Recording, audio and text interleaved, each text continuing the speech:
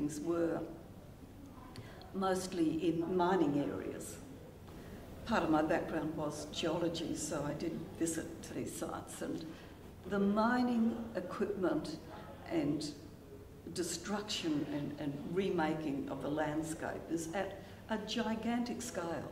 You know, we sit and sort of marvel at the pyramids, but the sort of holes that miners dig in the ground are just extraordinary. My work is I see it in no way as a record or a celebration of the actual sites, partly because if you compare them to the original photographs, there's a lot of stuff that's moved around. I mean, I just see that the abstract qualities are far more important than a record. I'm a female and I'm doing industrial things, and it's assumed that I'm doing a very masculine sort of thing, but in fact I think of them almost as being like a patchwork quilt, and that means there are flat colours and there are little bits of lace, and probably in every one of my paintings there are fragile areas. One of the things I do use quite a bit are stairs, and using the stairs is a way of adding the human element, adding a scale without having a human figure. And in fact, I think it was Rothko that said, you know, if he'd put a postage stamp with a human head on one of his big paintings, everybody would dash over and peer very closely at the postage stamp, and they wouldn't stand back and have a look at his painting.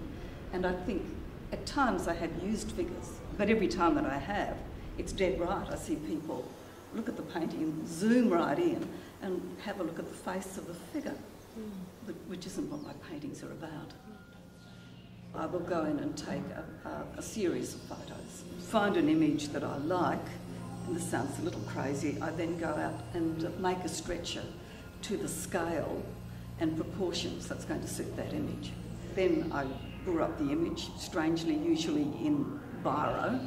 Then I paint in usually a purple or an ultramarine blue, the basic lines and shapes. After that, I do a wash of ultramarine or some other colour over the whole thing. I go back and paint out the bright areas in white, and then I start painting the shapes in. I actually think a painting should stand up at every distance. So from a really long shot, it holds together in a very old-fashioned way as a composition.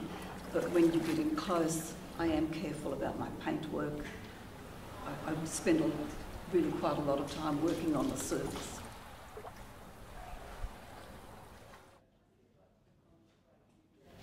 Probably about 8 years of my life I was a scientific illustrator, amongst other things. So I looked at extraordinary detail. If you draw something, it's a real way of exploring it.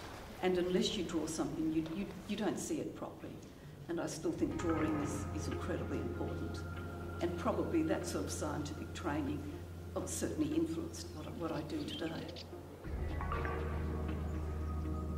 I do see myself as an industrial artist. At the same time, I would like to paint structures that are available for other people to visit. It does give me a great deal of pleasure when people will come to me and say, you know, quite excitedly, I've just seen the Sybil painting, and what they mean is that they've found something as they're driving around that they can recognise as something worthy of painting. And I think, I mean, the most any artist can really do is, I mean, what we're aiming to do is to change people's perception of things.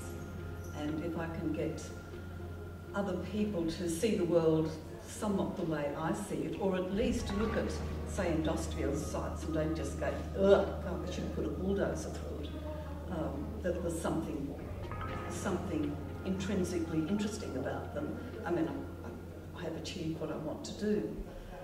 And I should just point out that the Brenda May Gallery is an old industrial building, and has been refurbished, it's had a new life, and of course it suits my the space suits my paintings very well.